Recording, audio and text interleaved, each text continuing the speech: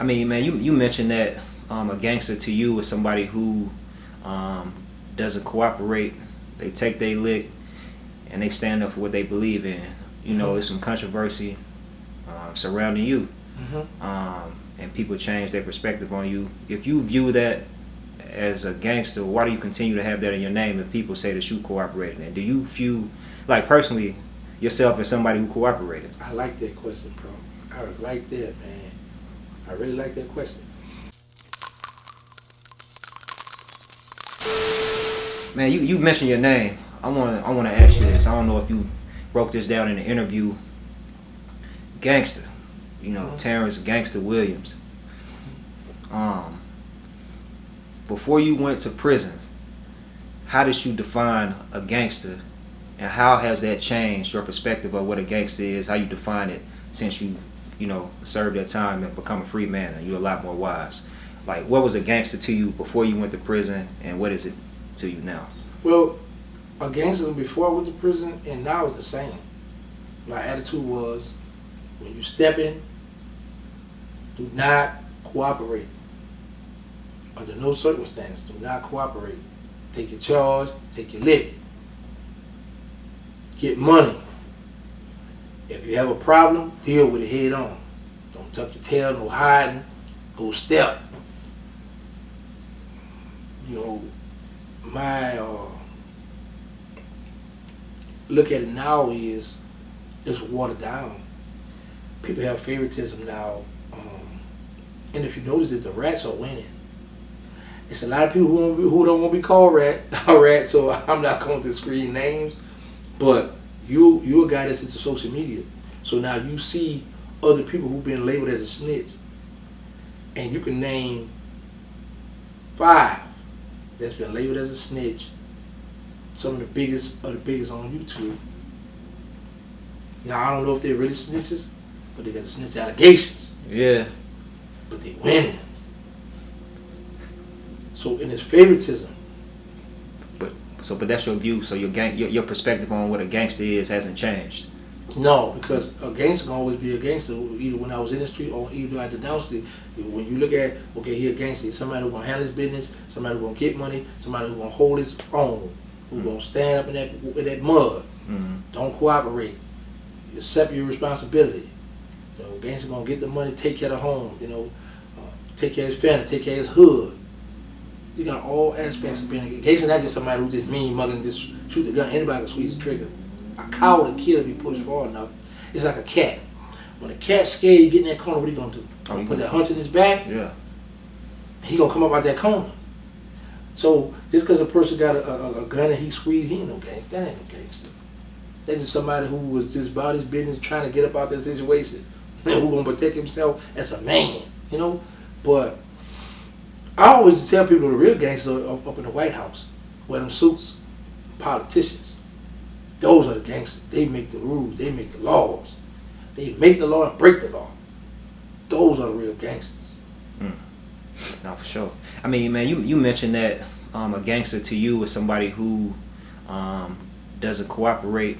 They take their lick and they stand up for what they believe in. You know, there's some controversy surrounding you, and people change their perspective on you. If you view that as a gangster, why do you continue to have that in your name if people say that you cooperated? And do you view, like personally, yourself as somebody who cooperated? I like that question, bro. I like that, man. I really like that question. I said, guys, when I took Shahada, when I became Muslim, people asked me the same question what you just asked, right? And I would let them know is this. The hood know me as gangster.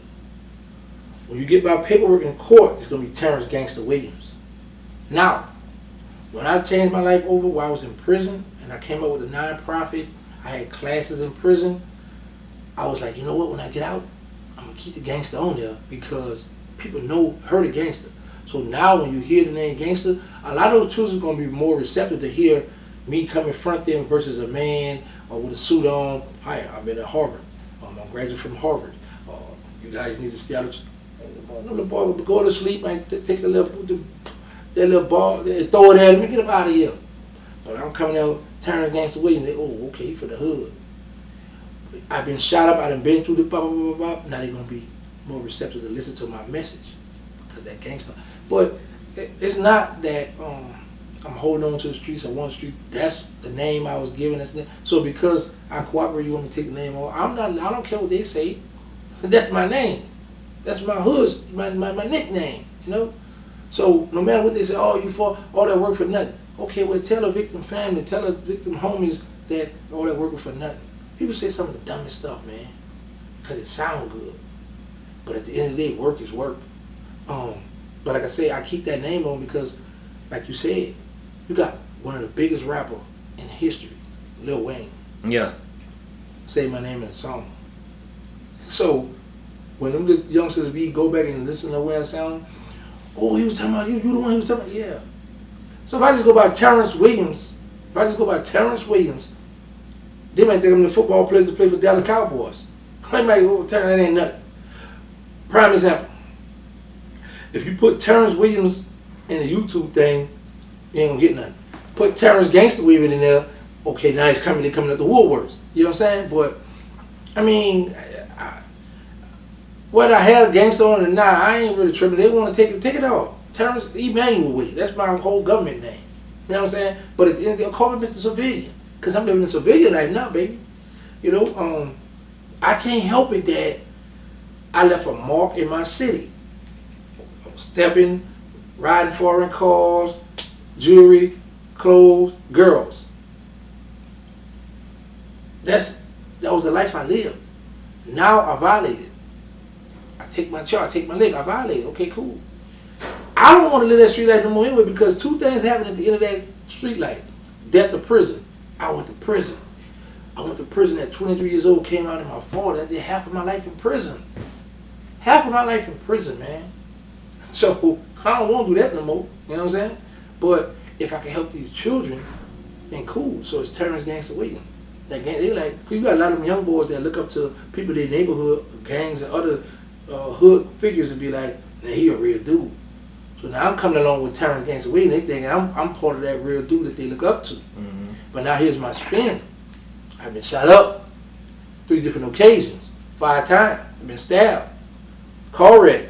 I did juvenile time, state time, now federal. I done done it all, man. So it's up to y'all now to take this. I'm gonna let y'all know because I was blessed to make it through the federal system. I never wanted for nothing. Birdman and Slim made sure I didn't want for nothing, bro. Them dudes had an open book for me, bro. Listen, they had an accountant in New York. I would call this lady, Miss Gordon. Miss Gordon, I need $5,000. All right, baby. She's gonna cut that check. She's gonna let Brian know. She's gonna let baby know. Hey, Terrance called. You need $5,000. Go, baby. Gonna say, send it. Miss Gordon, I need $20,000. Send it. Man, listen, bro. I got all my receipts from when I was in prison. That's why you ain't gonna never hear me diss them guys. I would never disrespect them on social media. They took care of me when I needed them. I was partially handicapped in prison, coming through. So I'm living good. I'm penitentiary rich. I'm living good. I'm taking care of my children from prison. I helped. I didn't pay the whole college tuition, but I helped. I paid for 1 semester for my daughter. She graduated from Howard University. I got one daughter. I sent money for her dormitory and paid. She graduated from Tulane University. Oh, Mississippi? No, in New Orleans. Hold on, what Tulane am I thinking of? I don't know, you tripping, but anyway. Yeah. Tulane and New Orleans Greenway, baby. We won the list championship at Arlington this year. Yeah, I think. HBCU? Who, Tulane? Yeah. No, they're a private college. You go there for like law and stuff. But I'm thinking of some school with a T then. That's a HBCU. Tulsa? I don't know, I have to Google it, man. But TCU? That's in Texas. But I do want to ask you this, man. You said so you didn't want for nothing while you were incarcerated. Right. But you said you came home with nothing. Right. So I came home to nothing. So what changed? Like, why were they in your corner? Birdman and Slim, I'm referring to. You said Slim provided you with some money for your documentary, but as far as like, the welcome home, because re-entry, that's challenging for a lot of people. You know what I'm saying? Finding housing, finding transportation, even getting your ID. You know what I'm saying? Finding employment when you got that record. Right. So that support system is important, you Mm-hmm. know, or is definitely helpful. Like having two brothers who are multi-millionaires, why did you kind of come home like rock bottom? What changed?